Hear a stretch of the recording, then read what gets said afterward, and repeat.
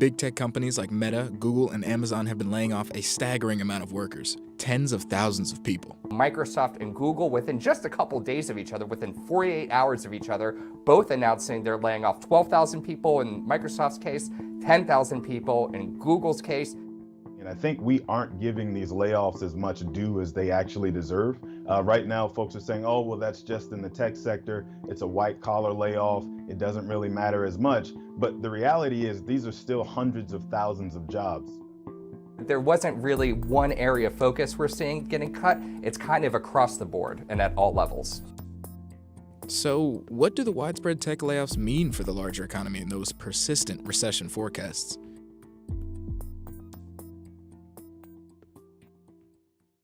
The first of the layoffs really started with Meta, which laid off about 10,000 employees. And this came after their earnings last year when they said, look, we're spending so much money on the metaverse, we're losing, up to $13 or $14 billion on this project. And investors hated that. Meta stock fell more than 70% and lost more than $700 billion in valuation before Meta decided to lay off 11,000 workers. The stock ticked higher after the announcement. They get the message from the street loud and clear. We aren't clear about what metaverse return on investment would look like. Having said that, if you can control costs in metaverse, I think that would be a positive. The next big tech name to lay people off was Amazon. Up to 18,000 employees are getting fired starting this year. It was announced last year. Again, same story. Overhiring and overexpanding during the pandemic, and now these companies feel the need to cut costs. We've certainly seen a slowdown in the advertising business over the last 6 to 9 months, and so this is clearly the response to that, to try and preserve those margin pressures.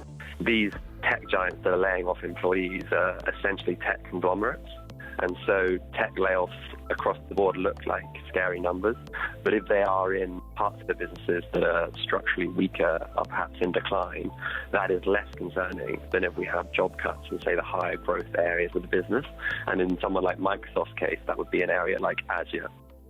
The big reason why, or the common thread between all of these big tech companies for their layoffs, is they grew too quickly during the pandemic. There was this glut of spending on tech products when the pandemic first hit and people were stuck at home and businesses had to find ways to help their employees work from home. So that means buying a lot of computers, buying a lot of IT services, Zoom subscriptions, you name it. That all caused a lot of money to be injected into the tech industry.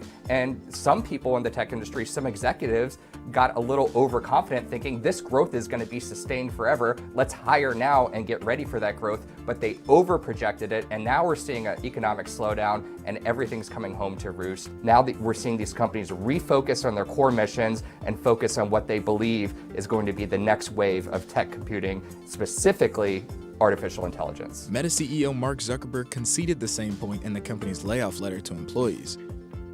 This was ultimately my call, and it was one of the hardest calls that I've had to make in the 18 years of running the company. Largely what's happening in tech is that they are right-sizing after the COVID surge in demand. And so that demand surge was off-trend. They hired to accommodate those surges, and so they hired well above their organic trend and growth rates.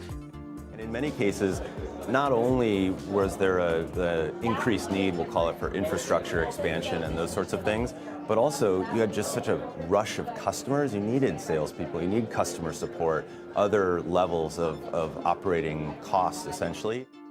But in other cases, there are businesses where through time they have been very sort of cost conscious, so they've been investing for growth at all costs, and for that reason have fairly weak profitability relative to where investors perceive they should be.